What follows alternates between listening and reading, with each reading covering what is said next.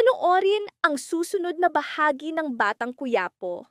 Huwag kalimutang mag-subscribe sa series Explain PH, i-turn on ang bell notification at manatiling nakaantabay para sa aming mga susunod na video. Sa gitna ng madugong sagupaan, umalingaw-ngaw ang mga hikbi ni Eneng. Hindi iyon karaniwang pag-iyak, iyon ay pangungumpisal, pagbagsak. Bumagsak siya sa kanyang mga tuhod, nanginginig ang mga kamay, basag ang hininga. Bawat luha ay pag-amin ng kasalanan. Sa kaibuturan ng kanyang puso, alam niyang bahagi siya ng trahedya at ang katotohanang iyon ay mas masakit kaysa anumang sugat. Sa di kalayuan, nakatayo si Rigor. Malamig, matatag, halos nag-iisa. Ngunit sa kanyang mga mata ay kalkulasyon, kasiyahan. Pinagmamasdan niya ang resulta ng kanyang ginawa. Sa sahig nakahandusay, hindi lamang dugo at mga bangkay nina Tulfo, Thanos at Bulldog. Para sa kanya, ang tunay na tagumpay ay ang pagwasak sa tiwala ni Tanggol, ang pagputol sa kanilang pagkakapatiran. Sa isang sulok, hiwalay sa kaguluhan, nanalangin si Tinding. Ramdam niya ang galit, takot, at dalamhati. Ngunit hindi bumigay ang kanyang pananampalataya. Sa kanyang isipan ay katiyakan, darating ang hustisya. Marahil hindi ngayon, marahil hindi sa inaasahan nilang paraan, ngunit ang kasamaan ni na Rigor at ng mga gerero ay hindi kailanman magtatagumpay.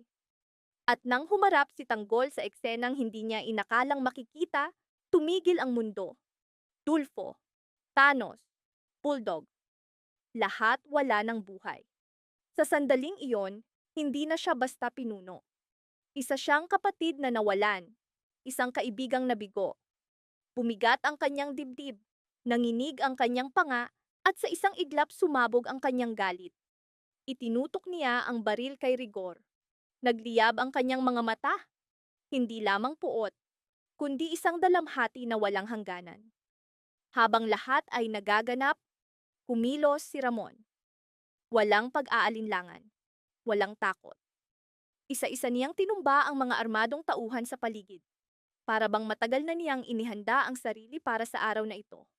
Umalingaw-ngaw ang putukan, humalo sa sigaw, hikbi, at yabag. Ang lugar na minsang puno ng mga plano at pangarap ay naging entablado ng karahasan at pagkawasak. Sinubukan ni Rigor na tumakas. Sa unang pagkakataon, may bakas ng pagdududa sa kanyang mga mata. Sa gitna ng kaguluhan, umaasa siyang makakatakas. Ngunit hindi tumigil si Tanggol. Tumalon siya, walang iniisip na kaligtasan. Walang iniisip na buhay. Hinabol niya si Rigor na may nag-aalab na puot sa kanyang dibdib. Para kay Tanggol, hindi ito karaniwang sagupaan. Ito'y paghihiganti para sa bawat pagtataksil, bawat patak ng dugo, bawat pangarap na winasak bago pa man matupad. Sa kaibuturan, nakalugmok si Eneng. Sa paligid niya, nakahandusay ang mga bangkay ni Nadulfo, Thanos at Bulldog. Ang kanyang mga hikbi ay naging tahimik na sigaw. Dumating si Ramon, gulat na nakapinta sa kanyang mukha. Ano ang nangyari? Tanong niya, at tuluyang gumuho si Eneng. Nanginginig, inamin niya. Pinaglaruan sila ni Rigor. Bawat salita ay parang punyal na tumatagos sa kanyang puso. Hindi niya ginusto ito. Natakot siya para sa kanyang ina. Ngunit, ang kanyang desisyon ang naging mitsa ng trahedya. Sa isa, nilapitan ni Tanggol ang kanyang mga kaibigang bumagsak. Lumuhod siya sa tabi ni Dulfo, inilapat ang kamay sa kanyang mukha, umaasang may himala. Ngunit malamig na ang katawan ni Dulfo. Tumaloy ang luha sa mga mata ni Tanggol. Nang makita niyang wala na rin sina Thanos at Bulldog, sumabog ang kanyang dibdib sa isang sigaw. Puno ng sakit, puno ng galit. Sa isang iglap, gumuho ang mundong kanilang itinayo. Hindi lamang buhay ang nawala, kundi tiwala ang nasira, ugnayan ang nabasag, pangarap ang nabura. Sa isang sulok, nilamon si Eneng ng kanyang konsensya. Para sa kanya, ang pinakamalupit na parusa ay ang mabuhay Ang araw-araw na pasan ang bigat ng kanyang kasalanan. Hindi na niya kayang tumingin kay Tanggol. Sapagkat alam niya, may mga sugat na hindi kayang paghilumin ng salita. Sa malayo, tumatakas si Rigor. Akala niya'y nagtagumpay siya. Akala niya ay nabasag na niya si Tanggol. Ngunit hindi niya alam, sa loob ng dalamhati ni Tanggol, may mas malalim at mas mapanganib na bagay ang nagising. Nakaluhod sa tabi ng mga bangkay ni na Tulfo, Thanos, at Bulldog, isinilang sa puso ni Tanggol ang bagong layunin. Hindi na ito laban para mabuhay. Hindi na ito basta paghihiganti. Ito'y digmaan para sa alaala ni na Dulfo, Thanos at Bulldog. Ang laban ay para sa katotohanan, para sa bawat inosenteng buhay na nadawit sa ambisyon ni Rigor at sa kasakiman ng mga gerero. Ang araw na iyon ay hindi wakas. Ito ang simula. Simula ng tunay na puot ni Tanggol, hindi na biglaan at sumasabog, kundi tahimik, tuso at kalkulado. Mula sa sandaling iyon, malinaw ang kanyang landas. Hindi na siya lalaban para lang mabuhay. Lalaban siya upang tapusin ang kasamaan ni na Rigor at ng mga gerero. Lalaban siya upang parusahan si Rigor sa bawat kalupitan. Hindi lamang para sa sarili, kundi para sa kanyang mga kapatid, sina Dulfo, Thanos, at Bulldog. Sa puso ni Tanggol isinilang ang hindi matitinag na pasya, wala nang balikan. Habang hinahabol niya si Rigor sa madidilim na eskinita, bawat hakbang ay pintig ng galit. Pintig. Hindi ka na makakatakas si Rigor? Malamig ngunit matatag ang kanyang tinig. Sa unahan, pawisan si Rigor, gumuho ang kanyang kumpiyansa. Ngunit hindi siya sumuko. Pumasok siya sa isang abandonadong bodega, umaasang makakapagtago. Sumunod si Tanggol. Sa loob, nakabibinging katahimikan. Tanging patak ng tubig at kanilang paghinga ang naririnig. Natapos na ang laro, malamig na tinig ni Rigor mula sa anino. Wala ka ng mga kapatid. Ang mga salita ay parang punyal na tumusok sa puso ni Tanggol. Ngunit nang iminulat niya ang kanyang mga mata, nagbago ang kanyang anyo. Hindi na ito basta galit. Ito'y paninindigan. Sa biglang pagsabog ng putukan, nagpalitan ng bala sina Tanggol at Rigor. Umiwas si Tanggol, sumugod, umatake. Sa gitna ng usok at alikabok, nagsalpukan ang kanilang mga kamao. Wala nang salita, bala na lang, paghihiganti na lang. Ngunit sa gitna ng sagupaan, dumating ang mga tauhan ng gerero. Umatras si Rigor. Hindi pa ito tapos, bulong niya, saka tumakas sa likod ng kanyang mga tauhan. Sa sandaling iyon, napagtanto ni Tanggol, hindi sapat ang galit at tapang. Kailangan niya ng plano. Samantala, hinarap ni Ramon si Eneng. Bakit mo ginawa? Walang galit sa kanyang tinig, kundi sakit. Nanginginig si Eneng. Tinakot nila ang nanay ko. Sinabi nilang papatayin siya. Tumahimik si Ramon. Ramdam niya ang bigat ng sitwasyon. Alam niyang nagkamali si Eneng, ngunit alam din niya ang mas malalim na ugat. Si Rigor. Hindi ka namin kalaban, malumanay niyang wika. Pero kailangan mong itama ito.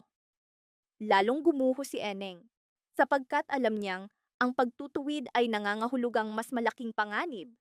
Sa kabilang dako, nagtipon sina Tindeng at Rama.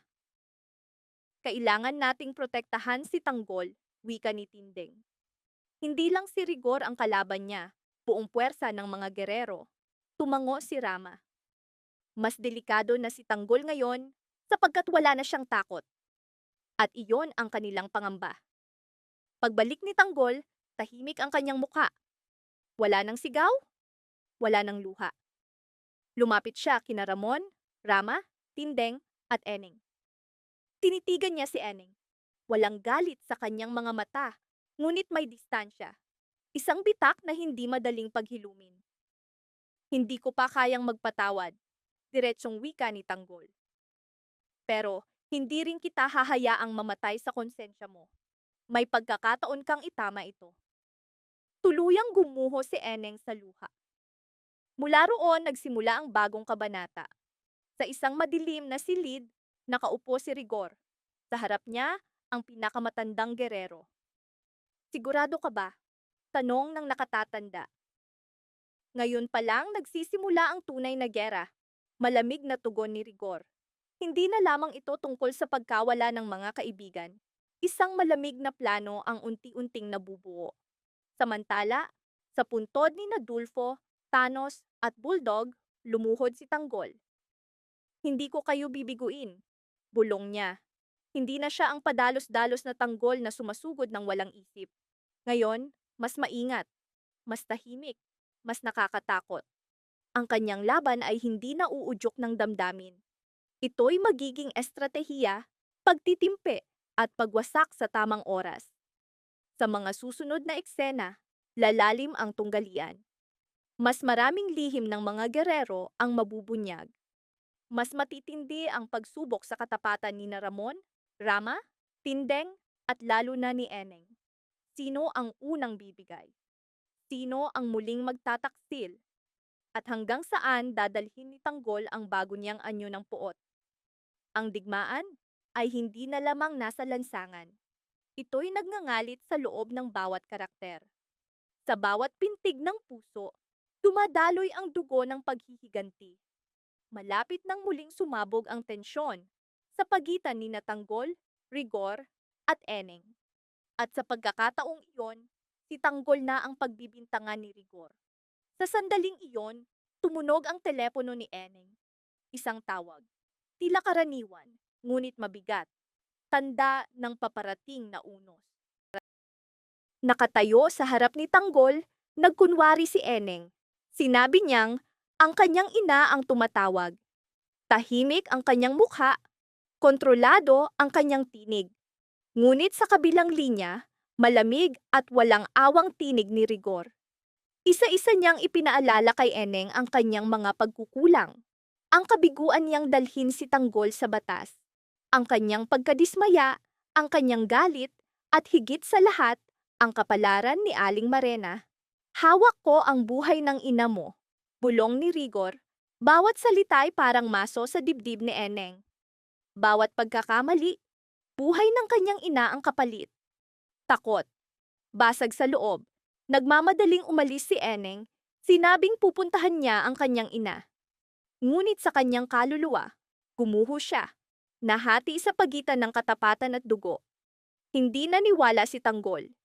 Kilala niya si Eneng sa loob ng maraming taon. Nakilala niya ang kanyang iwas na mga mata, ang kanyang pigil na hininga, ang unos na nakatago sa katahimikan. Kaya't palihim niya itong sinundan. Sa bahay ni Eneng, nakita niya si Rigor na binubugbog ang sarili niyang mga tauhan. Sa harap ng kanyang tahanan, sa ilalim ng kanyang bubong, panghihiya, pang-aabuso, pang-iinsulto. Ipinaalala ni Rigor na nakatakas si Tanggol. At saka ibinigay ang huling babala. Kapag pumalpak ka pa, burol ng sarili mong ina ang babalikan mo. Ang mga salita ay parang punyal na tumusok sa puso ni Eneng. Sa kanyang mga mata ay nakasulat ang desperadong paghihirap ng isang anak na gustong iligtas ang kanyang ina, kahit kapalit ay paglubog sa kasalanan. Sa hideout, sumabog ang galit ni Tanggol. Diretso, walang paligoy. Hindi siya makapaniwala sa pagtataksil ni Eneng. Itinanggi ni Eneng, nagkunwari, ngunit pinutol siya ni Tanggol. Sinundan kita, mariin niyang wika. Napuno ng mabigat na katahimikan ang silid. Nanginginig si Eneng, inilabas ang baril. Nanginginig ang kanyang mga kamay, ngunit mas nanginginig ang kanyang puso. Sa huli, umamin siya. Hawak ni Rigor ang kanyang ina. Tinitigan siya ni Tanggol. Walang takot, walang galaw. Kung kailangan mo akong patayin para mailigtas ang ina mo, gawin mo. Iputok mo ang baril. Sa sandaling iyon, hindi na sila magkaibigan. Hindi na sila magkapatid. Dalawang taong pinaghati ng kapalaran. Sa init ng emosyon, pinindot ni Eneng ang gatilyo. Umalingaw-ngaw ang putok, bumagsak si Tanggol sa sahig. Ang tunog ng putok na iyon ang nagmarka ng simula ng mas madidilim na araw. Pebrero 26, pinilit ni Jackie si Roberto Hinihikayat na pakinggan si Miguelito. Iginiit ni Jackie, kung si Garcia ay tunay na malapit kay Tanggol, makikinig ang tao sa kanya. Isang press conference, bayad na media, kailangang ilabas si Garcia upang ipinta si Tanggol bilang drug lord. Ang sisi sa pagkamatay ni na Erica at Gustavo ay dapat ibaling sa kanya. Ito ang huling galaw. Ngunit malamig na sagot ni Roberto. Ano man ang gawin nila, nakaupo na si Tanggol sa desisyon ng EC. Sa likod ng kanyang kalmadong pagtanggap ay naglalagablab ang kanyang pride. Hindi niya matanggap na ang matagal na niyang kapangyarihan ay unti-unting nawawala. Sa kulungan, mariin ang tinig ni Tindeng. Kahit madilim ang kalangitan, may katapusan ang gabi. Nasa mga ordinaryong tao ang tunay na kapangyarihan. Sa labas, nagsindi ng kandila ang mga tao bilang suporta kay Tanggol. Ngunit iniutos ni Miguelito sa pulis. Ipakita ang kalupitan. Huwag hayaang makaporma ang mga nagpoprotesta. Pinagtulakan ang mga tao, tinakot. Ngunit hindi sila bumigay. Para kay Roberto, palabas lang iyon. Ngunit para kay Miguelito, simula iyon ng pagbagsak ng kanilang impluwensiya. Sa kanyang puso, nanumpa siya. Hindi ito ang katapusan. Hindi ako magiging kahihiyan ng pangalang Guerrero. Samantala, muling sumabog ang putukan. Ang grupo ni Tanggol laban sa mga tauhan ni Rigor. Bumuhos ang bala. Hinanap ni Tanggol si Eneng. Sa kabilang panig, magkasamang lumaban ang mag-ama laban sa kanilang mga kaaway. Umalingaw-ngaw ang putukan sa lahat ng dako. Nagtakbuhan ang mga tao. Sigawan at kaguluhan ang pumuno sa paligid. Gumanti si Rigor bago tumakas. Ngunit huli na para kina Dulfo, Thanos at Bulldog. Pagbalik ni Tanggol, nakita niyang wala na sila. Isa-isa niyang tinawag ang kanilang mga pangalan. Sumigaw siya, umiyak, para bang ninakaw sa kanya ang buong mundo. Naupo si Ramon, gulat, hindi makapaniwala. Nanatiling tahimik si Eneng. Dinudurog ng bigat ng kanyang konsensya, hindi kayang aminin ang katotohanan. Sa gitna ng dalamhati, iginiit ni Ramon, kailangan nilang umalis bago dumating ang mas marami pang kalaban. Ngunit ayaw umalis ni Tanggol. Hindi niya kayang iwan ang mga bangkay ng kanyang mga kaibigan. Ngunit, hinihingi ng kaligtasan na lumisan sila. Habang bumababa si Tanggol sa hagdan, muling umatake ang mga armadong lalaki. Walang pag-aalinlangan, gumanti siya ng putok hanggang sa nakatakas sila palabas ng gusali. Sa hideout, tuluyang gumuho si Tanggol. Ibinagsak ang mesa, sinipa ang upuan. Bawat tunog ng pagkabasag ay kaakibat ng sigaw ng kanyang basag na puso.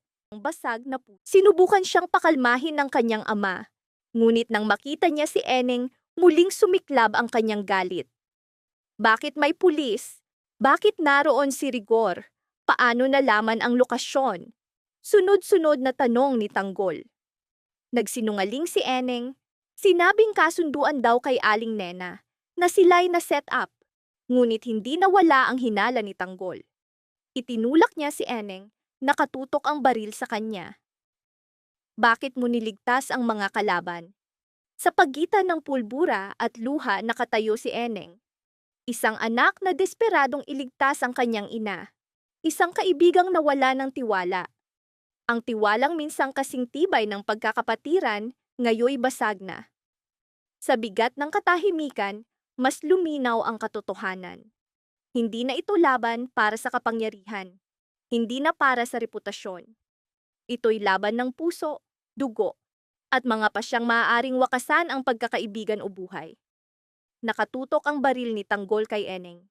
Nakatayo siya, nakayuko, parang batang nahuli sa kasalanan. Ngunit ang kasalanang ito ay may kapalit na buhay. Sumagot ka, sigaw ni Tanggol, basag ang tinig, puno ng dalamhati at galit. Nakiusap si Ramon. Anak, ibaba mo ang baril. Ngunit hindi nakinig si Tanggol. Sa kanyang isipan, muling sumulpot ang mga mukha ni Dulfo, Thanos at Bulldog. Ang kanilang halakhak, ang kanilang mga pangako, ang kanilang malamig na bangkay. Biglang lumuhod si Eneng, hindi para sa kanyang buhay, kundi para sa katotohanan. Si Aling Marena, pulong niya, hawak ni Rigor si nanay, napatingin si Ramon, natigilan si Tanggol. Ilang segundo, bumagal ang mundo. Ipinaliwanag ni Eneng ang lahat. Ang tawag sa telepono, ang pambubugbog, ang banta ng burol ng kanyang ina. Ginawa ko iyon para kay nanay. Basag ang kanyang tinig. Hindi ko kayang ilibing ang sarili kong ina, Tanggol. Ngunit hindi agad natunaw ang galit ni Tanggol. Lumapit siya, itinulak ang baril sa noo ni Eneng. At kami? Kami na itinuring kang kapatid? Dumaloy ang luha sa mukha ni Eneng. Handa akong mamatay kung ako lang, wika niya. Pero hindi si nanay, hindi siya. Sa sulok, pumikit si Ramon. Alam niyang ito ang bangungot ng bawat ama. Ang makita kung paanong winawasak ng kapalaran ang mga anak na minsang pinag-isa. Pagkaraan ng ilang sandali, dahan-dahang ibinaba ni Tanggol ang baril. Hindi iyon kapatawaran, kundi para sa mas malaking laban.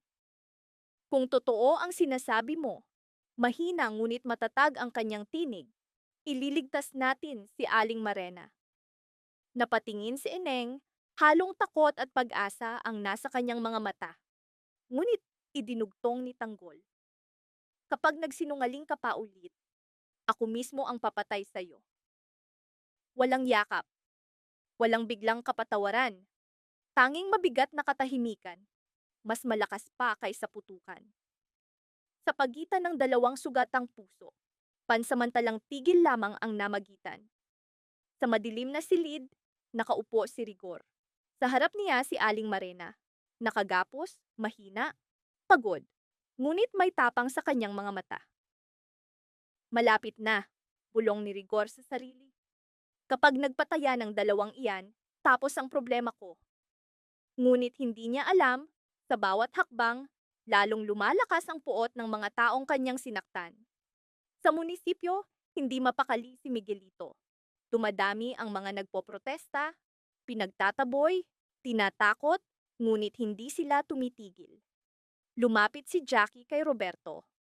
Kung hindi natin sila pipigilan ngayon, tuluyan tayong mawawala. Ngunit nanatiling tahimik si Roberto. Nakatanaw sa bintana, iniisip kung kailan nagsimulang dumulas ang kanyang kapangyarihan. Sa kulungan, patuloy ang panawagan ni Tindeng. Kumalat ang kanyang mga salita na parang apoy sa tuyong damo. Hindi bala ang sagot kundi katotohanan. Sigaw niya. Samantala, sa hideout, nagplano sina Tanggol, Ramon at Eneng ng isang mapanganib na sugal, hanapin kung saan itinatago ni Rigor si Aling Marena. Kailangan nilang maabot siya bago si Rigor. Kailangan nilang tapusin ang lahat bago tuluyang masira ang huling hibla ng pagkakaibigan. Habang nag-uusap, patuloy na tumitingin si Tanggol kay Eneng. Hindi pa lubos na bumalik ang tiwala. Hindi pa muling naibalik ang pagkakapatiran. Ngunit mas malinaw na ngayon, ang tunay na kalaban ay hindi lamang si Rigor, kundi ang takot, ang konsensya, at ang galit na maaaring magtulak sa kanila na wasakin ang isa't isa. Sa huling oras ng gabi, mag-isa si Eneng sa sulok, umiiyak. Ang kanyang luha ay hindi para sa takot sa kamatayan. Ang kanyang takot ay baka ang susunod na putok ng baril ay manggaling kay Tanggol mismo. At kapag nangyari iyon, wala nang balikan. Sa dilim ng lungsod, papalapit ang unos. Isang misyon ng pagliligtas na maaaring patibong. Isang pagkakaibigang maaaring tuluyang mabasag. At isang digmaan na hindi lahat ay makakaligtas. Huwag kalimutang mag-subscribe sa Explain PH series para sa susunod na Batang Quiapo video. Salamat sa panunood!